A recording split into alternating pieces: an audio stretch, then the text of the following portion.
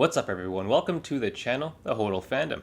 My name is Brad, and this is where we connect the VeVe NFTs to the legacy and the stories behind them. Today, we're going to take a look at Journey into Mystery number 85. This shows the first appearance of Odin, Heimdall, and Loki. Let's get into it.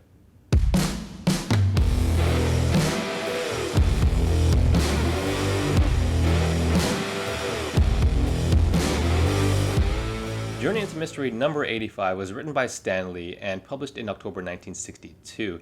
Stan Lee is a massive figure in pop culture and is, of course, the co-creator of some of the biggest superheroes in the world, such as Fantastic Four, X-Men, Hulk, Thor, Iron Man, and the Avengers. This comic takes place in the early days of the Thor universe. In fact, Thor was introduced just 2 issues prior in Journey into Mystery number 83, and this issue continues to expand on his story and the world around him. Now, I'll quickly summarize the issue and explain some key points because there are some interesting things that modern fans who are only familiar with the Marvel Cinematic Universe would find confusing. The story starts off with Loki imprisoned in a tree by the gods, presumably Odin and or Thor, although that's not explicitly said here. He can only be released if someone sheds a tear for him. So throughout the centuries while being imprisoned there, he gains control of the tree, and one day when Heimdall walks by, Loki makes a leaf fall into Heimdall's eye, resulting in Heimdall shedding a tear, allowing Loki to escape. This is of course not the all-seeing, all-hearing Heimdall from later in the comics or the MCU, because he neither sees Loki nor the leaf poking him in the eye.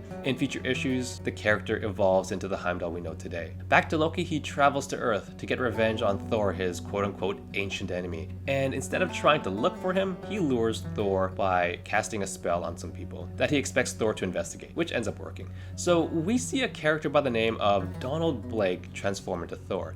I think this would confuse most people, so let me explain who Donald Blake is. When Thor first appeared in Journey into Mystery number 83, he was introduced as sort of an alter ego of a character named Dr. Donald Blake. Donald Blake would be able to turn into Thor by basically summoning his power by tapping his walking stick in the ground, which would turn into Mjolnir as well. Kind of similar to how other superheroes would have an alter ego like Bruce Banner with the Hulk or Clark Kent with Superman. It was only until Thor number 159 where it was revealed that while Thor existed for thousands of years, Donald Blake was actually created by Odin only 10 years prior, using another medical student as a template to be a host for Thor to teach him humility.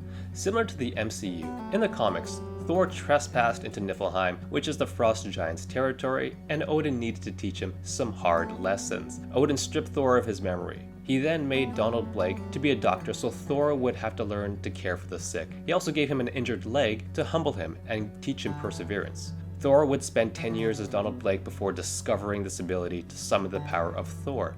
With that explained, back to the story. Thor is able to help the victims of Loki, and Loki confronts Thor. A battle between the two ensues, and Loki seemingly gets the upper hand by momentarily hypnotizing Thor and convincing him to give up Mjolnir. The thing that Loki doesn't realize, though, is that Donald Blake can only keep the form of Thor as long as he is in possession of Mjolnir, and if separated for more than 60 seconds, he reverts back to regular old Dr. Donald Blake. When this reversion happens, Loki's hypnosis wears off.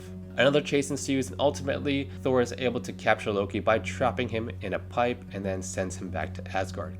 And we get our first glimpse of Odin. One last point that is interesting to note is that Thor and Loki are never mentioned to be brothers. In this issue, the only relationship that is established is that they are sworn enemies. It was only until Journey into Mystery number 94 where Loki is revealed to be Thor's brother. Okay, so let's quickly touch on the value of the NFT as I see it.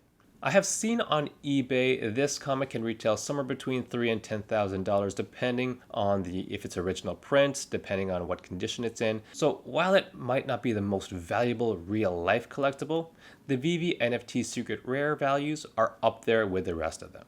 I think the many first appearances plus having Loki season 2 eventually coming could help propel the value of this further. This was an interesting release from Mikomi. I think this was meant to follow in the wake of Loki, the new television series on Disney+, and catch any possible hype from that, since it had the first appearance of Loki.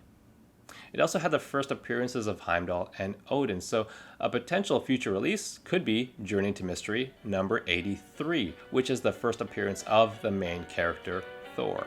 Anyways, that's the story behind Journey into Mystery number 85, and I hope it helps you connect your NFT to the fandom. Thanks for watching. Please consider liking and subscribing, and I'll see you in the next video.